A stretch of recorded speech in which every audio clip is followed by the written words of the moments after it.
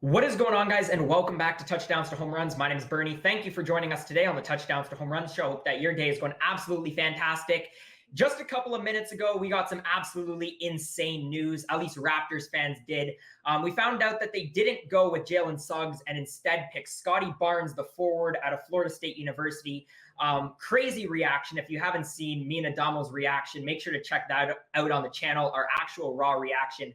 But for this particular video, we're going to be breaking down what to know about Scottie Barnes and sort of how this is going to affect the Raptors moving forward. So Adamo, why don't you get us started off?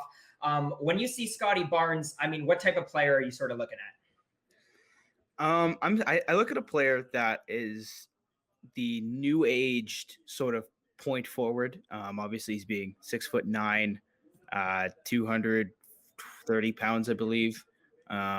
He has it all, but it's all very raw. I see he has glimpses of playmaking, obviously I believe he averaged 4 assists in college coming off the bench for Florida State. He could play make. He's a decent rebounder for his size. He's good inside. Anything you want in this prototypical point forward, he has the ability to do, but it's just very raw. Yeah, no, I would sort of build on exactly that. I mean, he's 6'9". He gives you the size that you definitely want. And he plays two ways, which sort of fits the scheme of the Raptors. And it gives you a lot more versatility than I think some other players in the draft would have. Scottie Barnes is a very solid two-way player. A lot of people call him, raw, but he still put up points last year for Florida State. That's the thing that I first of all want to say before we slander this guy. The thing that does concern me about Scottie Barnes is the shooting motion. And this is still at the end of the day, a guy who shot 27.5% from three, and in a range where you probably could have got him at either 5 or 6 if the Raptors had traded down. And I think that's the part that's not really sitting right with me, is that this is a player that, yes, is a great player. And I don't doubt Masai Ujiri and his ability to scout, but I think this is a guy that you probably could have got a bit lower. Yeah, I totally agree on that. And I guess I don't want to jump into what this means for the Raptors. Or do you want to do that? Do you want to jump into that? Sure. Go ahead. Okay, yeah. So we actually didn't discuss this prior to recording the video, but a little theory popped into my head as to why we would trade for – why we would pick Scottie Barnes, a guy who probably isn't going to play point guard. Obviously, he wasn't a point guard at the NBA level. I think – I don't know if this is pure speculation, but could we maybe see a Ben Simmons trade? This could be a very cold take because, by the time this video is uploaded, he could be traded. But I counter that, though, because if you pick Jalen Suggs, now you have your replacement point guard for Kyle Lowry. So now Kyle Lowry is a piece that you could use in a sign and trade. So actually, no, yours makes sense. Yeah, because you don't need Suggs anymore if you get Ben Simmons. Yeah, that's a great point.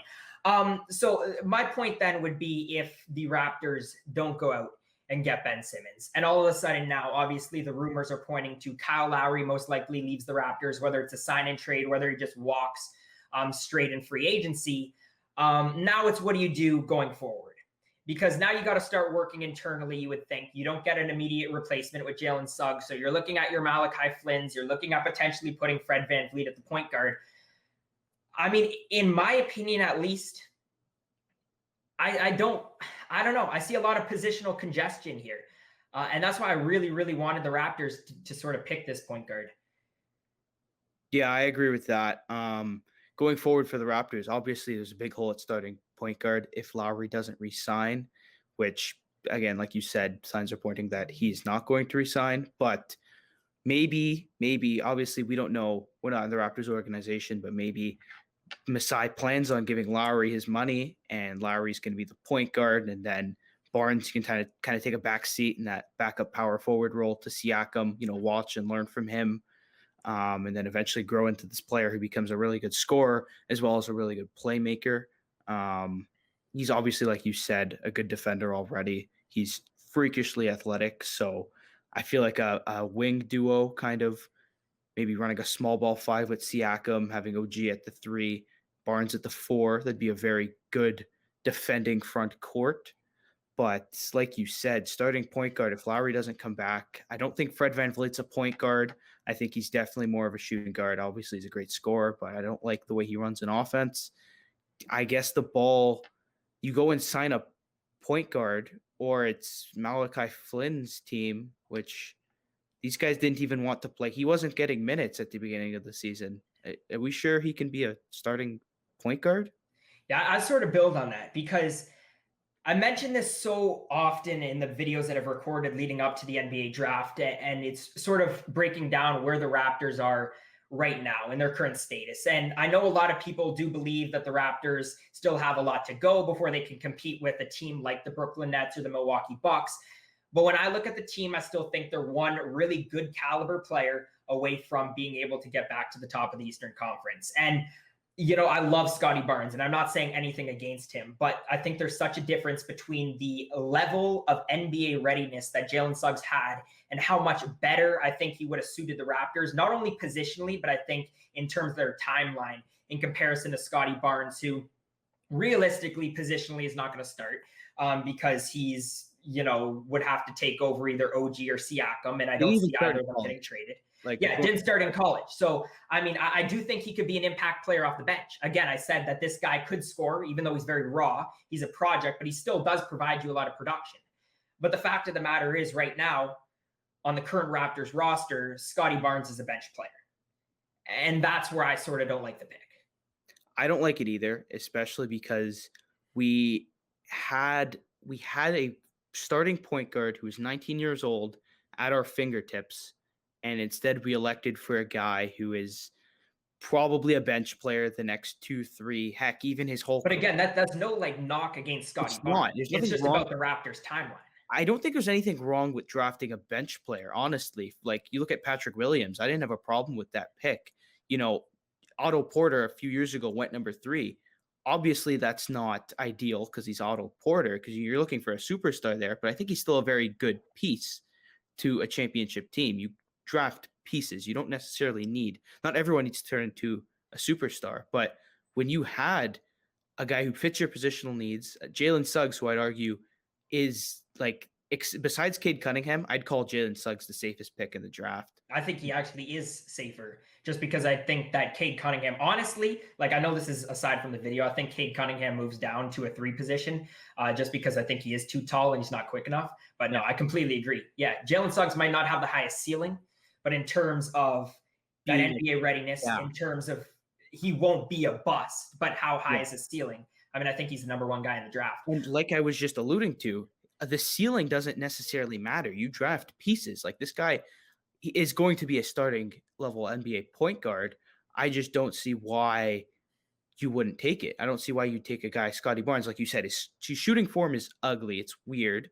And he's shooting 62% from the free throw line, 29% from 3 is not ideal at all, especially because the 3-point line is even further in the NBA.